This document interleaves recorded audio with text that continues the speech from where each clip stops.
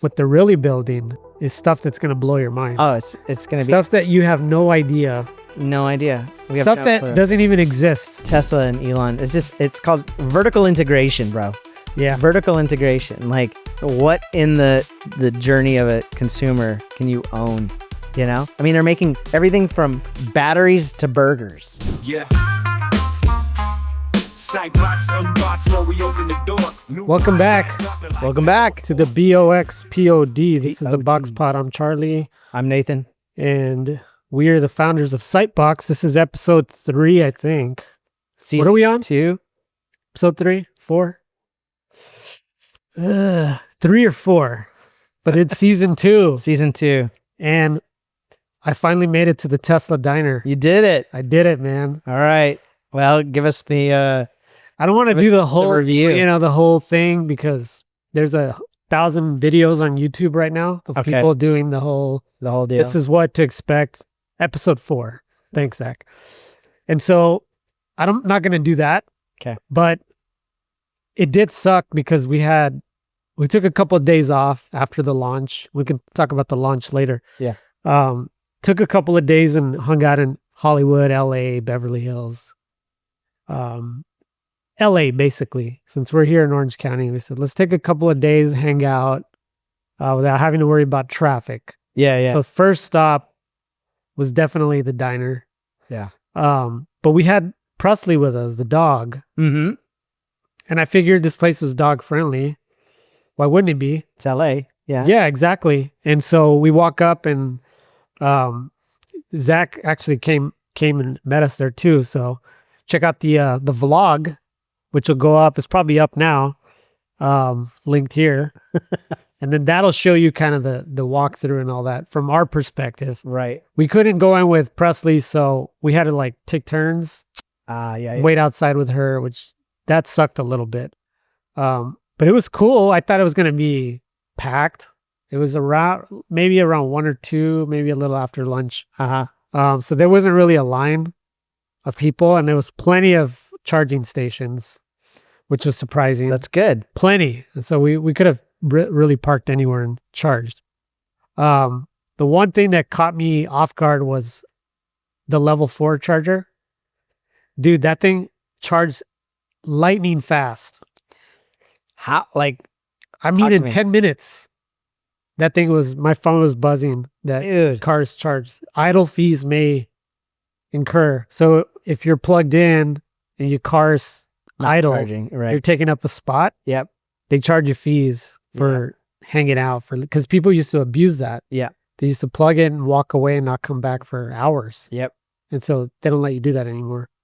But the second you roll up or the second you map the diner, and I think within a certain geofence, the menu pops up, a little hamburger Stop. pops up on the menu, you click it, and then there's the Dude. food menu, Yeah. which I think was pared down because from other videos I saw there wasn't as many options. It was mostly just burgers and stuff. Yeah. And so anyways, that was cool. They said you can order in the car, we'll bring it out to you, or you can pick it up inside. And so we did both. We walked in, ordered the kiosk inside, got the food there, or we got a couple of drinks, I think, inside, and then walked around and went to the upper deck.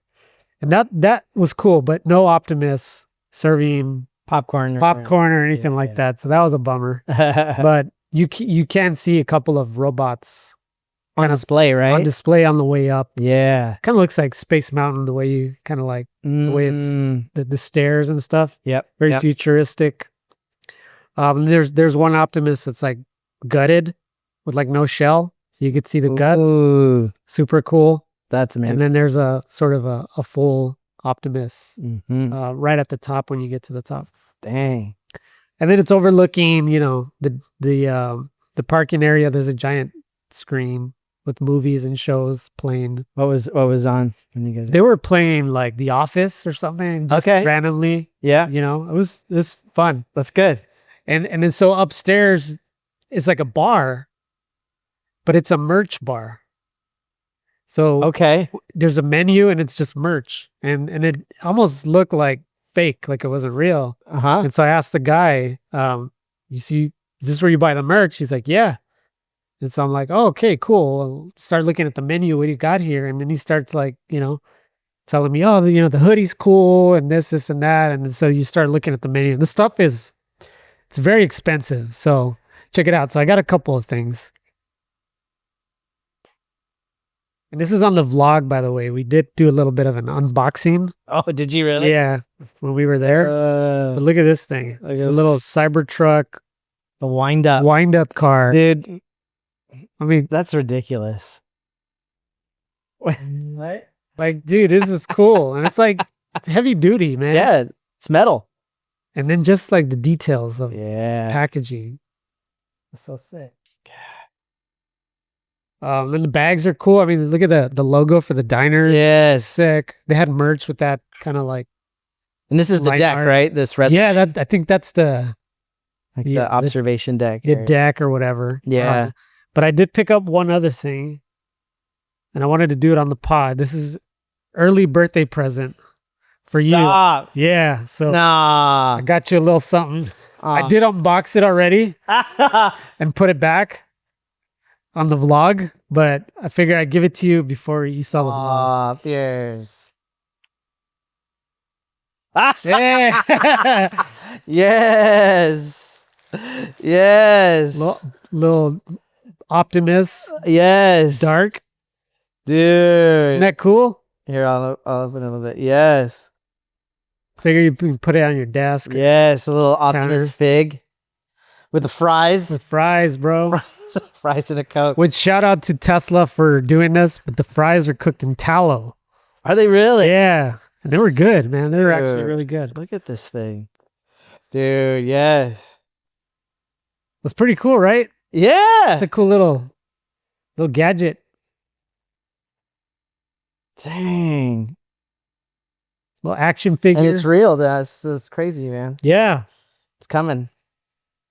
And that's the cool thing about it. It's like we're looking at this thing like a toy, and Yeah. that's the future we're looking at right now. Yeah, that's right? it. That's it. You know, it's interesting. I was listening before we go into this, just real quick. Oh yeah, it even says Tesla bought action figure. Stupid. Yeah, dude. They've just got to figure it out, man. They had a cool like neon sign too. Oh man. Yeah, they even have it So like, expensive. yeah, I mean, people are going to collect this stuff, you know? You can just tell. Well, that's the first version of that. Yeah. Dude, it's all foil stamped and everything. Yeah, It's dude. amazing. Details, man. Yeah, I was listening to a guy this morning talk about robotics, and he said, it's interesting because he's like, a lot of people are kind of like, well, why is everyone making this sort of humanoid shape? And the guy was saying, he's like, well, if you really think about it, if we want these robots to do things in our world, everything's built from a human perspective. You know what I mean? So you think of Star Wars, right? You had R2D2 Uh-huh. and then you had C3PO, right? And R2D2, you just kind of like a trash can with wheels, Yeah. right? Really couldn't get much of anywhere. Then you had C3PO, which who could walk like a human. And so there's this guy was saying, and he's like some professor in some Oregon University, and he was just saying, he's like, it might seem like a gimmick, like we're trying to like create the droids of sci-fi. He's like, but it's a very sort of practical application for robotics. Sort of, if we can solve that, then like 90% of what we need robots for is solved, and then we'll build the specialty robots on the side for specific applications. That's kind of interesting. Dude, should I take it out, bro? I feel like I need to. Like, I'm not a collector. You're not? Then maybe Should I take it out? that's up to you. That's totally up to you. I kind of feel like I'm more of a you I'm more of a keep it for posterity. boxed. I mean, you see all the, Yeah, I don't know. but it is a cool toy. Yeah, That I've is a got a cool toy. 6-year-old at home. He's probably gonna wanna. Noah's probably gonna open it anyway. He's probably gonna rip it open Yeah. anyway. So maybe you should do it. I should. But talking about why these things are shaped like humans, because otherwise you're Yeah. gonna end up with something like this. Yeah, exactly. Hovering over you at night. Yeah, this is nightmarish. I don't know whose idea this was. Yeah, no. No. No, I don't know whose idea it was to create. I mean, look at that. It looks like a spider. You know what I mean? Reminds me of Doc Ock. Yes, this is not what we want. Internet's tricky, No. but you get the idea. Yeah, it does. It folds laundry and also like murders you in the middle of the night. And Pre-order.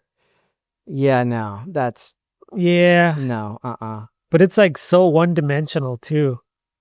Yeah. Well, that's what But they're it- saying. Like, But it's creepy, you know? that's just extremely. I don't know. That is like That's a hard Black pass. Mirror level. No thanks. Yeah, that's a hard pass. That's for sure. But that's why. That's part of the reason why. That's other reason. Yeah. Plus it's probably easier to train these things as humans. Yeah. Well, this is multi-purpose, Right? Right. You can say, well, fold my clothes or pick up the groceries or whatever. Right. Even drive cars. Like you could have this period of time where they're actually driving physically. Right. But I mean, even that thing, right? With the arms, like, where's the vision coming from? Mm-hmm. Right. At least with a robot, I mean, you would imagine that they just emulate humans, you know, put the eyes, Yeah. the sensors, the helmet. cameras, right where we have eyes. Yeah.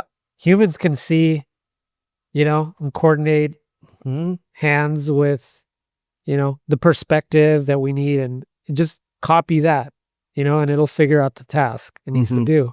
Seems like the most practical thing. But have you seen these things in China? Those little short ones? No. There's the ones that do there was a Olympics or something. Yeah. They did. Yes. Yes. So like the people are like doing some crazy stuff, dance competition. Yeah. Yeah. Like, I've seen them with clothes on.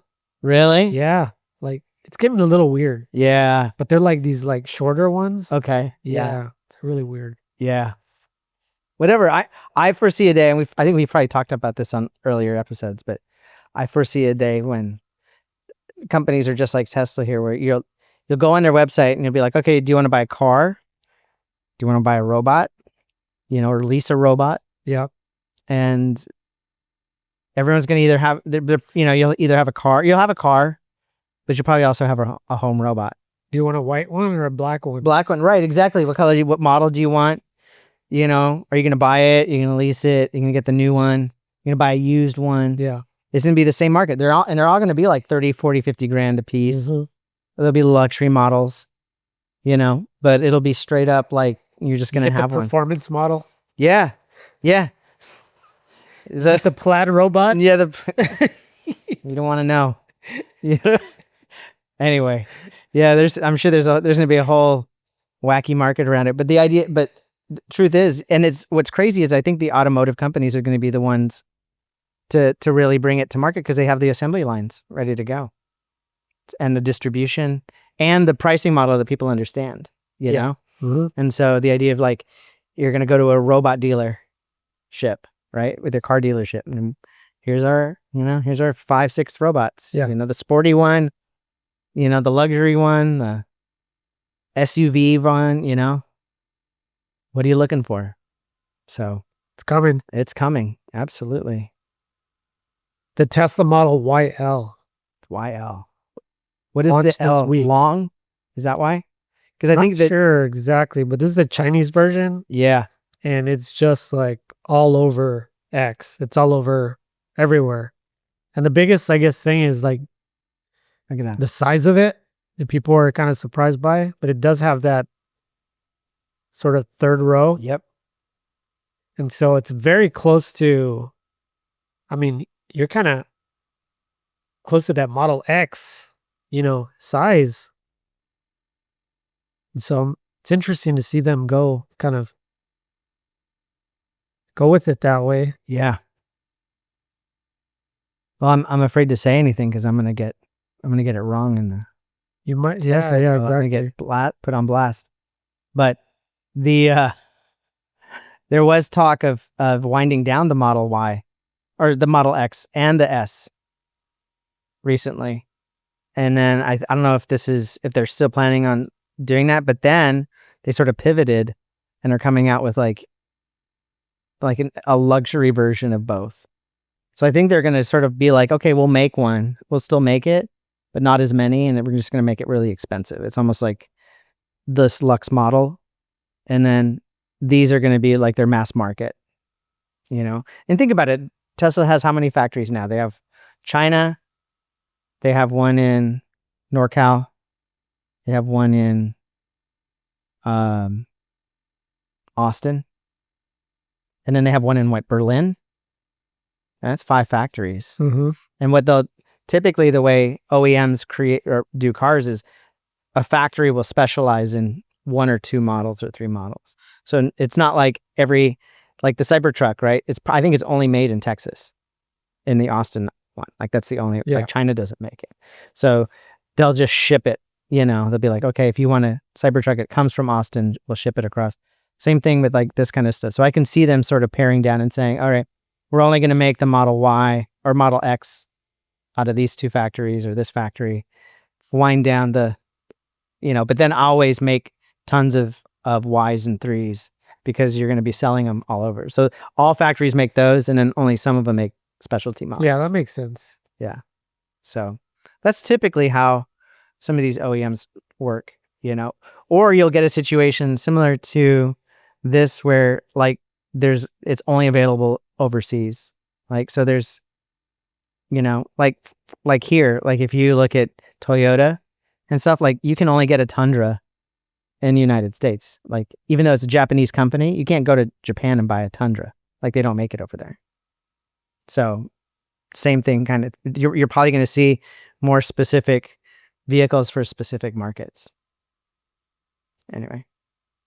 That's cool stuff though. I could definitely see, I mean, that sort of like small SUV market is it's just so like, that's the sweet spot. Yeah.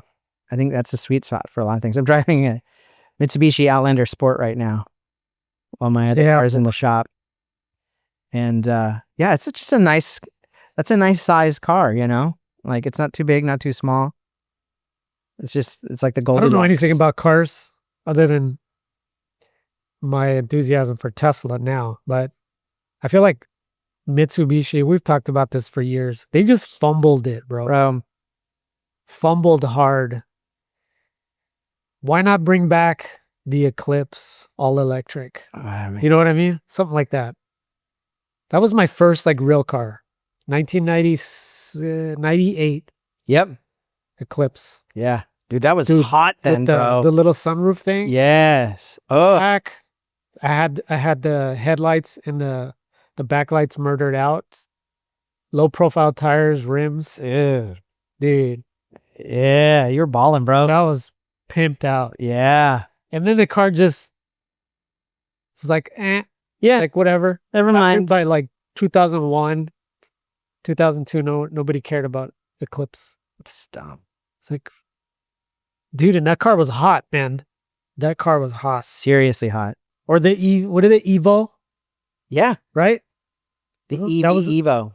That was a whole thing. Oh, I mean, we went to the mod, right? Yeah. Mitsubishi Owners Day. God, dude. This is my car. Yeah. Look at that spoiler on the back. Yeah. Dude. Yeah, you know, it's interesting. They just, you know, the thing with Mitsubishi, we've probably talked about this a little bit, but they have their hand in so many baskets over there in Japan. It's almost like kind of like how we look at like General Electric or I'm trying to think of another Yamaha. Yeah, exactly. We make cars, instruments, and motorcycles. Instruments. Yeah. And appliances. Right. You're like, what? Yeah, it's the same sort of situation with Mitsubishi. They make like all this industrial stuff, dude. They make trains. They make all this kind of stuff. and they just happen to make cars. And so to them, it's not like they don't live and die by that. It's just sort of, it almost felt like, hey, we have extra capacity. You want to make some cars? Let's make some cars. Might as well. Yeah. Might as well. Like, we got all the pieces here. I bet we could make a car too. Yeah. And that's kind of how I think it started. And I think they had some smart thinking that went on in the early days of marketing it, because they were like, well, let's build an American car and, make it sexy, make it cool to that market. But that eventually just kind of died away, and the sales weren't big enough to sort of keep the attention of Mitsubishi corporate. And so it ended up just kind of being just not important. And now I think they're mostly owned by Nissan. I think Nissan owns a majority stake, or close to majority stake, in Mitsubishi. So they're just sort of like another sub-brand which kind of would make sense to me if you think about it. You could do like the 3-layer thing where you're like, you have your premium brand for Nissan, which is Infiniti. Then you have Nissan in the middle, and then you have your Mitsubishi, like your Old Navy at the bottom. You know what I'm saying? Like your like budget thing. You could do something like that, but that would require vision. You need a vision. You need a thought. Yeah, you'd have to have coherent thoughts at that point. Dang. Anyhow. So what's going on in the world of Sightbox? What is going on? Oh, Well, we just launched a new site for a company called Upbound. Upbound.ai. .ai. Yes. Not .io. IO is so 2024, bro. So now we're doing Upbound.ai. Essentially it's Kubernetes management for the agentic era. Yeah, infrastructure platforms for the agentic AI era. I mean, we did some cool stuff with with the agentic kind of what would you call this, plane? Yeah, and so it's called a control plane. Control plane, right? Yep. It's got some movement and some life to it. Yep. And obviously we did this in Lottie, so we're limited to what we could do here, but this was part of the rebrand, right? They were really looking to level up their branding to sort of communicate that new platform, right? The new AI platform. And so this is kind of what we came up with. Mm-hmm. Cross-plane. But yeah, I mean, we did a pretty good job considering we did it in a short amount of time. Yeah. Right. Yeah, and the idea here is really, to sort of bring Upbound into sort of the AI era. And so we sort of took some cues from the current brand and, like you said, try to layer in this idea that AI is now sort of running things on these control planes. Because you can always, with control planes, like, again, it's like you're setting these preferences and having to manage all these what are they called, nodes and all this kind of stuff. And it can be just crazy, especially, I mean, anytime you run any of these sort of internet applications, anytime you fire up ChatGPT or Asana or even Gmail, it's all running on a Kubernetes instance. And so you have to imagine, like, they're constantly dealing throughout the day, right? There's like everyone checks their email in the morning, right? So they got to be able to ramp up. Okay, we need this much, this much processing power. And then as the day goes on, it kind of goes back down and then it comes back up. And so rather than sort of doing that manually or even setting sort of like rudimentary algorithms to control it, this AI platform allows you to have like sort of complete control, or have complete control. And it can sort of make decisions preemptively, even based on, again, like, we know there are certain factors that are going to happen every day, or certain things that are potentially going to happen that it can anticipate. So it's a really cool platform. Yeah, and they're really cool client too. They're we're working on a phase 2 of this project right now, and we're pretty stoked about it. Oh yeah. And we did beat out 10 agencies on this pitch, which we didn't know until after. Which is That's true. That's true. Yeah, we didn't know the pressure was on. But That's always the best way to play, though, right? When well, you don't even watch it. know, right? Yeah. So that was fun, but also I think it just showed that we were the right fit. I mean, we pulled this together pretty quickly, and we seem to work well with them too. Yeah. And then we've got another AI platform. I still don't know what to call them. Fetch. Oh, Fetch. Well, they're the so this is the infrastructure platform for the agentic AI era. They would be the agentic marketplace or the marketplace for the agentic AI era. Yeah. So they're creating a place where you can easily interface, talk to all sorts of agents, sort of free agents, if you will, that are out there. And their platform has its own agent. So you sort of have this like a concierge to kind of go and facilitate discussions with other agents and stuff like that. So remember back when we were doing Tap That App, yes, and there was we knew Apple was a closed ecosystem, yes, right? We discovered that right away. But then even within the Google Android, I should say, yes, operating system, there was third-party yes, marketplaces, third-party stores, third-party stores. Wasn't there one that I vaguely remember it was either all free or it was outside of the Google Play? Yes, they would almost do like jailbroken games. Yes. Do you remember that? Yes. And I remember at the time, it was so hacky, man. And that's what this feels like, right? A little bit. Like we were talking about earlier. I said, okay, my agent, I need you to go book me a flight. Yeah. Round trip. Yeah. From here to there and back. And that's it. Nothing else. It's like, can it do that? No. Not yet, but yeah. It will someday, but yes, but no. Yeah. Right? And so it feels a little bit like that. Yeah.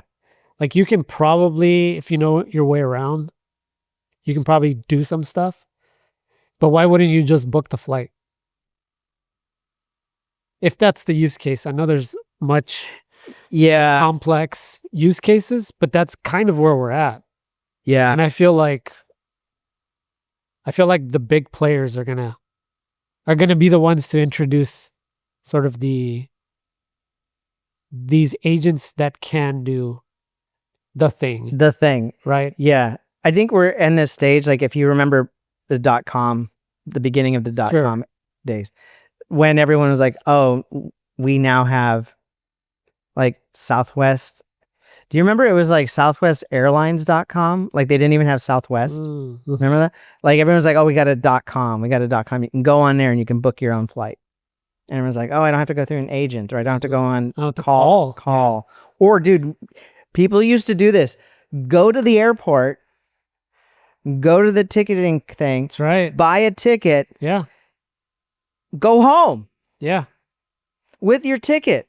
And say, I bought my ticket for my flight at the airport. You know, when I moved to California, when I finally moved, dude, I remember this so clearly. My mom took me to a place on George Dieter, a little travel agency. Anyone. Yeah. You know, where I can even hear a little desk. I can even hear the bell when you walk in, like, ding, Yes, ding, ding. Have a seat. Yeah. Right. Where are you going? One way, San Jose. This is 1997. Yeah. And then the voucher. Yeah. Ticket. Yep. There's your ticket. There's your ticket. Here it is. Don't lose this. Yeah. That's it. That's how you did it. Yeah. Pay cash. Yeah. 1997. Yep. Whatever that was. Yeah. $80 or whatever. Like cash. Yeah. Boom, boom, boom. Here's the ticket. Here. Yeah. 97. That's And it was probably 99, 2000 when that became online. Yeah. Where people started doing that. Yeah. But even then, people were scared to do it. Oh yeah. You know?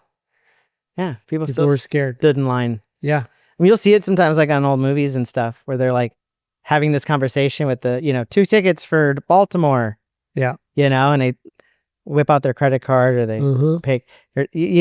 Like people wouldn't even know how to do that now. They'd be like, what, you're going to, yeah, they have the tickets. Yeah. Like you can buy a ticket from them. It's crazy. So I think we're in that age right now where it's like, there's going to be, and we were having this conversation earlier, right? There's going to be this knee-jerk reaction to create essentially like what the .com was with agents. So just replace your website with an agent. Done. And they're going to think that's it. That's all we have to do. And then you're going to eventually realize, oh, actually, that's fine. That's cool that you can do that. But if you can have an agentic built business first, that's when you start really doing crazy stuff.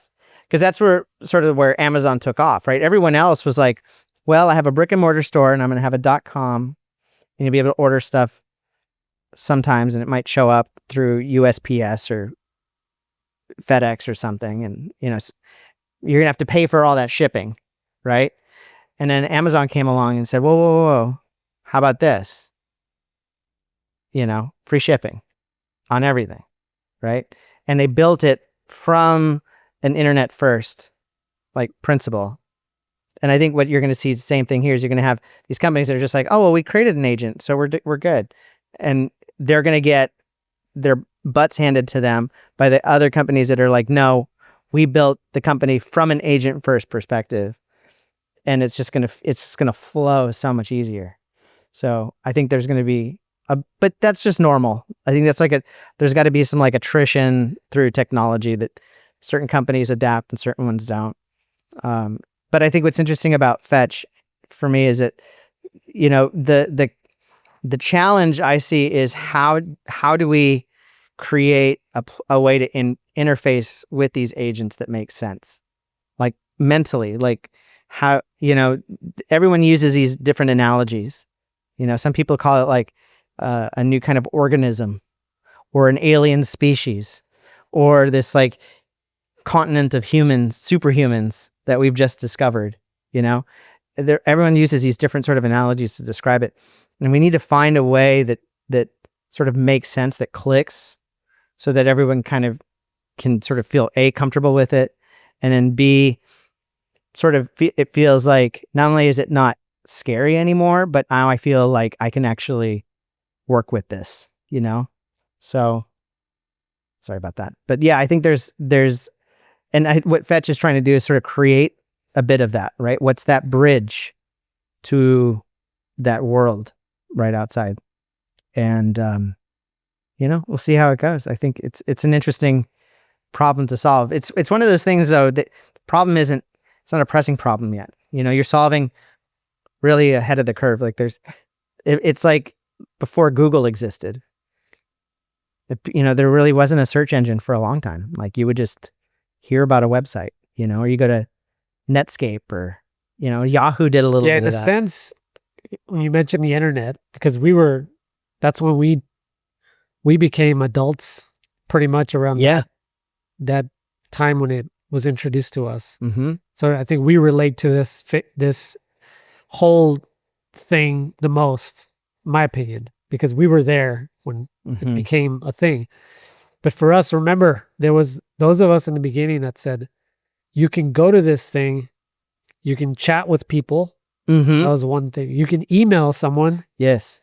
And you can look up information, a web page or a website that had random information. I'm talking about sites that have no functionality. Yeah. Just the access of the information. But then the people in Silicon Valley or wherever in tech were like, that's just you guys using ChatGPT right now Yes. to do very basic things. Yes. Like write, reports and summarize things for you like a smart human being. But in the background, we're building these agentic platforms that you have no idea what these things can do. Yeah. And we're not talking about one agent to do a thing. We're talking about thousands. We're talking about swarms of them where you can't even comprehend, right? No. To where back to the AOL analogy, Mm-hmm. while we were sucked into instant messenger and mail and browsing the web, somebody was building banking, Yeah. a way to transact. Right. Somebody was inventing things that we could never have imagined Right. that we would be doing. PayPal. Right. Yeah, exactly. all That's my point. Those like new functions, right? Not just like add-ons or like, That's right. but like But here's a imagine new- trying to explain that to someone who is blown away by AOL Right. because it's brand new. Right. That's what we're in right now. Yeah. People can't, comprehend, they're already mind blown. ChatGPT's, it's amazing, whatever. Grok, image generation, video generation. It's all music. It's all very mind blowing. But this stuff is all surface stuff. This is tangible things that we can see and touch. It's the stuff we know, right? And it's the stuff we know. But what they're really building is stuff that's going to blow your mind. Oh, it's going to be Stuff that you have no idea. no idea. We have Stuff no that clue. doesn't even exist Right. in the general sense Right. Stuff you don't Public. know you need. at this moment right now Right. that you will not be able to live without Right. in 3 to 5 years Yeah. or whatever it is. Yes. I mean, if you watch like And it's not robots. It's something else. no, it's something totally different. Something else. Yeah, robots is too predictable, Yeah. Like, I mean, it's like when if you we should find some commercials with like the old days of like AOL. Because if you watch that stuff, it was like, look, I can see sports updates Yeah. live. I can watch movie trailers anytime I want. Yeah. I can, and you're like, that's it. Like the internet just, it kind of seems silly to look back and say like, that was the big advance. But to people like that was noteworthy at the time. Mhm. But Do you like, remember social Real? media never even came up. Real? Yes, dude. The RealPlayer? Dude, I went to a real conference. No. Yes. San Jose, bro. Dude. And They were top dog, dude. bro, because I was at Cisco. Yes. Oh, man. This is like throwback. There was a company, a startup. I remember talking to them at Real Conference that said, you can give us all your media, your analog tapes, VHS, the high 8, kind of like a South Tree or whatever that they do now. Yeah. But this is back when, dude, I'm talking like 99. You see, you just mail us your tapes Mm-hmm. and we'll get them all in real format. And so you would log into their portal or whatever, and all your videos would be, because they were the only streaming engine at the time. Wow. Yeah. Remember, they had their own protocol. Yes. And so it was basically you give them your tapes, they'll convert them to a real format, and then you'll be able to stream them from, not from your own website, but From their server. platform or Yeah. whatever. And it was just like mind blowing. You're like, what? Yeah. Like my videos in real? And just a little context here too. Just want to make clear, streaming was a thing. Like before this idea of streaming, which we now absolutely take for granted, you had to download the whole thing. Oh, yeah. So if you want to watch a video, you had to download the whole video. Yeah. And And then you could watch And the video might be 100 megabytes. Yes. And your download speed is 1. If that, and if you're on AOL, you're capped at time, or you might have some quote, like you're paying for those megabytes. Yeah, yeah. That's right. Right? Mhm. So you'd download this thing. If it all comes in one piece, great. And then you'd watch and be like, oh, it sucks. 2 minutes in it, whatever. And you just waste. You remember LimeWire? I don't remember LimeWire. That was like, you didn't know what you were going to get. No. No, you didn't. If you're trying to bootleg a song or a movie Yeah. or a show, Yeah. the title might say, right? Yes. And then you open that file, you're like, that's Well, not it. That's not the one I wanted. And then you have to, but you'd wait for these things to just yeah. download, right? Yep. Download. Yeah. It's crazy. But yeah, streaming was like you could watch, it would download a little bit and you could start watching it. Yeah. It would start Right. buffering the Yes. clip. Yes. Yeah. Dude, I was one of the first people that I knew that had streaming on like a personal website. Dude. I had like my wedding video. Cisco web guy. Yeah, bro. Charlie used to have a little camera, right? A Webcam. little webcam. And dude, yeah, you go to your website Yeah. and you'd see Charlie like live. This is 1999. Yeah. I remember it I had it JavaScript refresh. was like every 5 seconds every or something, 5 seconds, the frame would change. right? So it was like semi-live, Yeah. and it had like a little timestamp. And I'd just be at my cube for 8 hours with this thing on. Oh shoot. Man, those were the days. And then I had a guest book. Yes, guest book. People would go Little and counter. sign it. Do you have Yeah. a counter on your site? Oh yeah, heck yeah. Yeah. I think I pulled up. Wait, you filled out my guest book in I'm sure I did. 99 or Heck 2000. yeah. Man, Isn't that crazy? but that's my point. It's like all this stuff was new, and people were doing cool stuff with it. Just like today, people are making music videos and all this cool media stuff with AI or writing, cool things with ChatGPT or whatever. And then the really, really smart people are doing something else Yeah. behind the scenes right Yeah. now. Yeah. We're probably going to look back and it's going to look kind of dumb. And I feel like agent isn't even the right word for it. That's like the word that we can understand at the moment, Mm-hmm. but I think when it plays out, it's going to be something else. Cuz it's not a one-to-one thing. It's not. We're trying to personify it because we've been accustomed to interfacing with it as a chat or a prompt, like a human. Yep. Like Grok, right? Like, dude, I talk to Grok in my car now all the time for whatever. Yeah. But it feels like I'm talking to a person, Yeah. and that's what people are getting used to. But Mm-hmm. this agentic thing is it's hard to wrap your mind around what that's going to be. And it's a little scary too, but we'll see. Like I'm ready for it. And if anything, this is, the fact that we're sort of like, we're at that cusp. We're like we're the Zennial, right? End of the Gen X, beginning of the millennials. Like for us, we were sort of the first, just like I think a lot of kids now are going to be like the first, they're going to grow up with AI sort of ever present. I feel like, yeah, like we were the first ones to sort of like really get a sort of a handle on what this internet could do, because even if you were younger, this is a thing, like not like now, like if you can give your 5-year-old an iPad and they can play games. The internet wasn't kid friendly in the beginning. If you gave it to a 5-year-old or whatever, they wouldn't be able to do anything with it. You kind of needed to be sort of at a teenage level to sort of navigate the internet, and then for us, we weren't afraid of it. Like we were sort of like, oh yeah, it's this thing. Mhm. We can go and explore,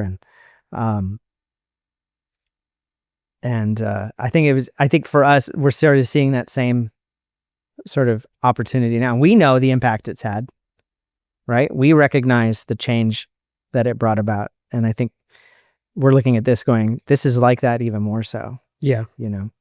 And you're right. It's really interesting to sort of say we're using it to sort of copy and replicate the things that we know, but the things and we're like, oh, are we going to be out of work? Blah, blah, blah, blah, blah.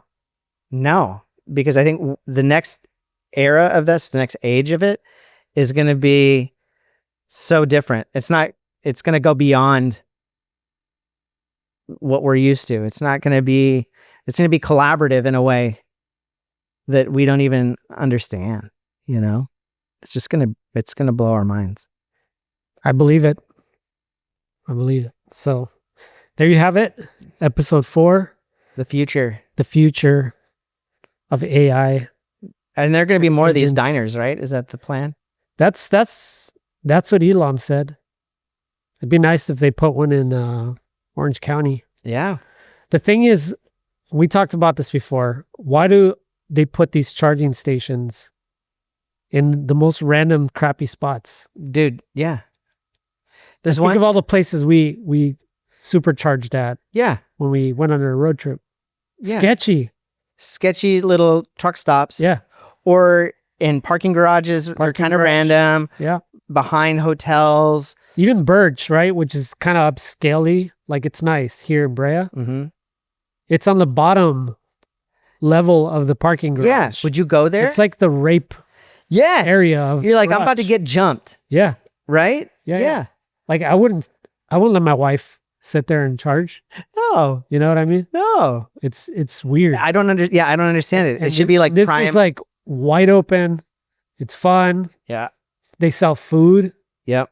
good food. It's like it's a no-brainer. To me, it's futuristic. You know what I mean? I think they'll do more. Yeah. Yeah. Yeah. I think, you know. Here's the Oh yeah. Let's see the. Cybertruck burger box, by the way. I did get a cheeseburger to go because we had Did you get it? Do they do the, what is it? Flying Dutchman style? No, not here. I got it. I kind of deviated. I got it just for the box. Uh-huh. And then we went about our day. And then back at the hotel that night, I pulled it out. It was a smash burger. And I was like, Ooh. I asked for a plain because I didn't want it to wilt and, Yeah. be all weird. And I was like, man, there's a microwave right there in the room. Yes. And I was like, the late night, 10 p.m. Yeah. munchie. Yeah. I'm like, I don't even care. I microwaved it for a few seconds, took a couple of bites. It was good. It Yeah. was actually good. Hey. And I got my box. You didn't get one, did you? No. Yeah. We asked this, we tried to see if they'd give us. They're like, no, you gotta order some food. God, I gotta hand it But to it's just done so well. Tesla and Elon. It's called vertical integration, bro. Yeah. Vertical integration. Like what in the journey of a consumer can you own? I mean, they're making everything from batteries to burgers. I think about that, dude. Like that's crazy. Like what's There's your title. Batteries to burgers. That's good. It doesn't make any sense. It doesn't. But it makes sense. That's what I'm saying. No. Like, that's such a, Why does the tequila sell out? Like they launched the tequila brand Yeah. with the Bolt Yes. and it sold out in in 15 minutes. Yeah. It's like, why? Right. What is it about this brand? Yeah. Right? Well, they understand. They get it. Do. And when you do that vertical integration, you become much, you just understand the customer. Yeah. You have to, but you just, by virtue of being that connected, the information and stuff they're getting from, and the insights they're going to get from this diner alone, it's going to change how their customer experiences all the way through. Yeah. You can't not, once you get this close, it affects them. So I'm to hand it to them. It's a genius move. Yeah, totally is. So go check out the Tesla diner when you get a chance. Check out our vlog. We've got a walkthrough of the whole thing, and we had a good time. So we'll catch you on the next one. Yeah. Take it easy. Sightbox, unbox, where we open the door. New podcast dropping like never before.